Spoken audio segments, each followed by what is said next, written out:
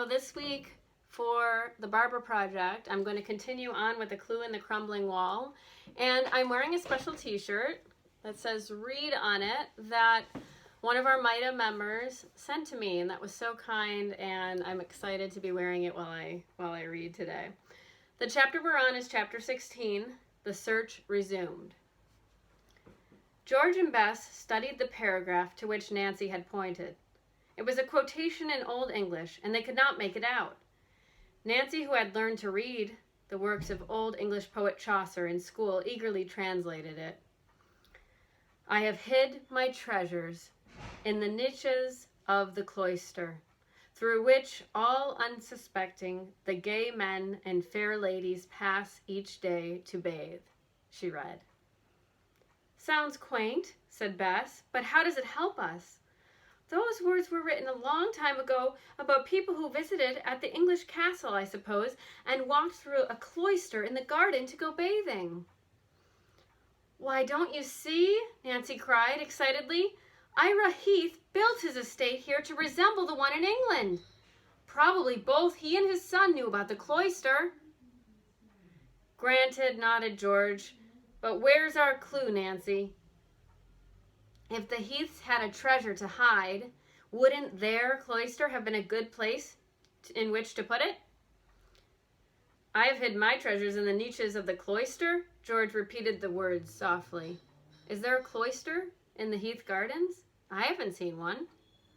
Nancy turned the page, and the three girls gazed thoughtfully at the picture on it, which showed a long passageway flanked by columns leading toward a river. This is it, said Nancy. Oh, I wonder if this is the one at Heath Castle. You didn't notice it from the air or when you were in the tower? Bess inquired. No, answered Nancy slowly, but there was something leading from the castle toward the river, a kind of tunnel covered with vines. I'll bet that's it, said George enthusiastically. Listen, she commanded suddenly. Here comes somebody who might be able to tell us. From down the street came the strains of a familiar song. Presently the singer turned into the Drew driveway, and he warbled, clams by the bushel, clams by the lot, clams for the kettle, clams for the pot. Nancy, George continued, I'll bet me Hardy can tell you about a cloister at the Heath estate if it runs down to the water. That old sailor knows every inch of the Muskoka River. It won't hurt to ask him, agreed Nancy. By the time the girls reached the kitchen door, Hannah Gruen was about to step outside to look at Hardy's basket. Why, I keep buying that man's clams I don't know, she muttered. No telling where he gets them, certainly not from a protected bed. I wouldn't risk eating one of them raw. Despite her remark, the housekeeper purchased twice as many clams for chowder as she needed and carried them into the house. Looking up, the jolly old fisherman noticed Nancy in the doorway. And how are you, me lass? He asked, smiling. Sorry I can't give you any report about that fellow what crashed into you. I've been looking high and low for his boat, but I ain't seen any part of her, fore nor aft. The clam digger asked the girl, a twinkle in his eyes, if she would like to take another trip to the Heath factory. Oh, no, thank you, Nancy laughed. No more explosions for me. But, me Hardy, I am thinking of going to the Heath Gardens by boat. Have you ever noticed a sort of tunnel there, leading from the beach? Never noticed any, the clam digger replied. How do you figure on getting to the place by boat? A motorboat couldn't get near the beach nowadays, and it's too far for you to row all the way from here. Nancy's mind worked fast. Perhaps sometime when you're not busy, me Hardy, she began. The old sailor suddenly slapped his thigh and chuckled. By the great horn spoon, I Alice said women'd never come right out and ask for things. Miss Nancy, me lass, he added, I'll meet you and those friends of yours at the landing 10 o'clock sharp tomorrow morning, barrin' rain. You rent a motorboat, and we'll tie my little dinghy to it. When we get to the Heath place, I'll row you ashore, and you can hunt for that tunnel. Nancy smiled her pleasure at the plan and thanked the kindly old sailor. Turning to Bess and George, she learned they could go with her. So arrangements were made for the trip. As me Hardy started away, Nancy suddenly stopped him, saying she had something to show him. From the pockets of her riding breeches, the girl retrieved a few whelk shells she had scooped out of the pond in the Heath Gardens. "Is this the kind that contains the valuable dye?" Nancy asked the man. "Sure is," the old fellow said enthusiastically. "Where'd you get 'em?" Nancy told him. When the clam digger heard about the number to be found in the pond, he whistled. "Now that's mighty interesting," he declared, deeply impressed. "In the old days, fortunes were made of whelk dye. Maybe the Heaths made part of theirs that way. Who knows?" "Well, I rather doubt it," Nancy said, "but I'm curious to find out about Walt's experiments along that line." "You can if you've a mind to." "How?" "Old Sam Weatherby can tell you what you want to know." "The curio dealer?" "Sam worked at the Heath factory afore he went into business for himself. He knew Walt as well as anyone in town." "Then Sam Weatherby is the man I'll see," Nancy said gleefully, grateful for the information. Soon after me Hardy had gone down the street, Bess and George left for home, telling Nancy they would be on hand the next morning. The Drew girl decided to make good use of the intervening time by calling upon Sam Weatherby. The old curio dealer was polishing a pewter teapot as the young detective entered his cluttered little shop. "Haven't seen you for several days," he greeted her cheerfully. "Did you bring that pearl and the shell I offered to buy?" Nancy ruefully told him that she no longer had them and why. "That's too bad." The old man sympathized upon hearing the pearl had been stolen. "Well, maybe you'll find a bigger one." "I hope so," Nancy smiled, "but right now I'm more interested in dye than in pearls. Do you know whether Walter Heath ever did any experimental work with the whelk dye?" The question surprised the old curio dealer because he considered himself one of the few people who knew this fact. Walt Heath had an idea he could use whelk dye and the manufacture of colored pearl buttons, he disclosed, and that way he hoped to give his waning business a spurt. "His experiments were carried on at the factory?" "No, at Heath Castle. He never perfected them enough to use the process at the factory, but his experimental work brought him luck just the same." "How was that, Mr. Weatherby?" "Well, he found a big pearl. At least that's what he told me. Said he was going to present it to a young lady friend of his, a dancer." Nancy blinked in astonishment at the revelation. Perhaps young Mr. Heath had not had time to give it to Floriana before she disappeared. Maybe he had hidden it in one of the walls, possibly in a niche in the cloister wall. "At least I'm sure of one thing," she reflected. "Walter Heath experimented in dye making. He may have perfected a very fine variety and hid bottles of it away to keep them secret until he was ready to use them." Nancy was convinced now that she knew about the reason why mysterious strangers prowled about the old factory and the estate grounds. They were searching either for the pearl or for the bottles of dye, possibly both. One of the men she had overheard while in the tower had spoken of being satisfied with what they had already found.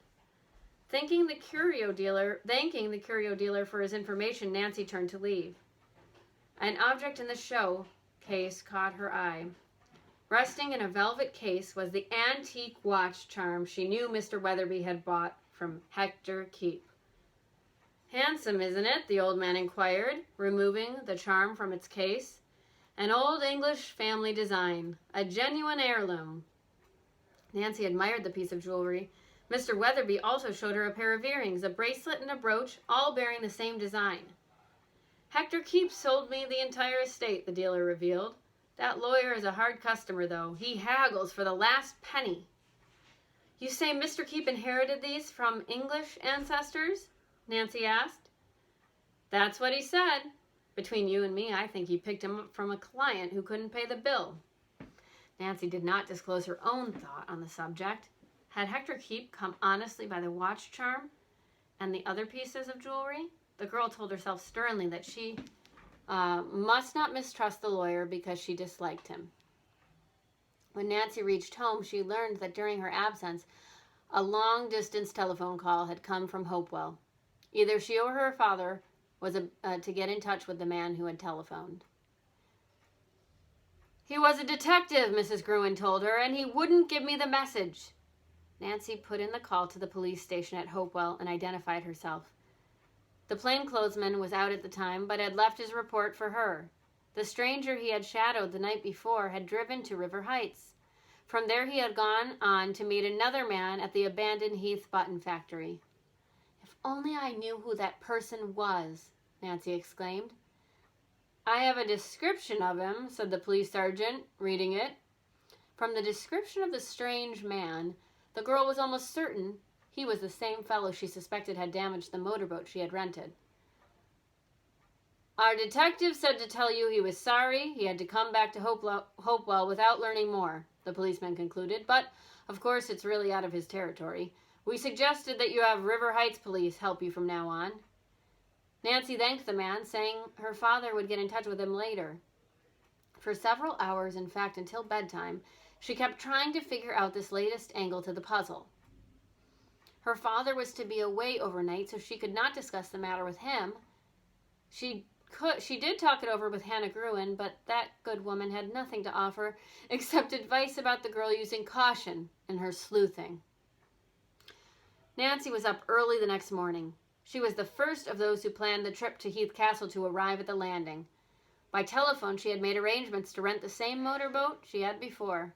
The owner assured her it had been repaired and was in first-class shape. George came next, then Bess. Finally, Me Hardy showed up in his rowboat, which she fastened securely to the larger one. All set, he announced. Cast off. Nancy asked the old man if he wanted to do the piloting, but he sheepishly admitted that he'd never learned how. Me for sailing ships and such, he said. The girls enjoyed the ride upstream, not only because it was beautiful on the river, but because the old clam digger was very entertaining with his sea songs and exaggerated stories. He told one story about a sailor's ghost so realistically that it made the chills go down Bess's spine. Coming to Heath Castle, the old man announced suddenly, pointing to a wild-looking spot ahead. In the distance, the girls could see the high turrets, and Nancy recalled the man she had been signaling from one of them with a flashlight. His helper probably had been on the water. Presently, Me Hardy told her to turn off the motor. They would row the rest of the way. The shoreline was matted thickly with bushes, and only a narrow beach was visible. Above it stood a high, weather-stained wall, the river barrier of Heath Castle. How can we ever get in? Bess gasped, observing the height of the wall. You haven't forgotten about a possible opening, have you? Asked Nancy. The old clam digger assisted the girls into the rowboat and untied it from the anchored motorboat. With powerful strokes, he sent the little craft surging through the water. Presently it grounded on the shore, and they all stepped out. My, said Me Hardy. Judging from them little blowholes in the sand, I'd say there are clams aplenty here. Yay, clams. The old man began digging. The eager girls started toward the wall. Not one of the group gave a thought to the fact that an unfriendly person might be coming there and would discover them. But about 2 miles down the stream and heading for Heath Castle was a figure in a boat, rocking back and forth over his oars as he rowed closer and closer to Nancy and her friends.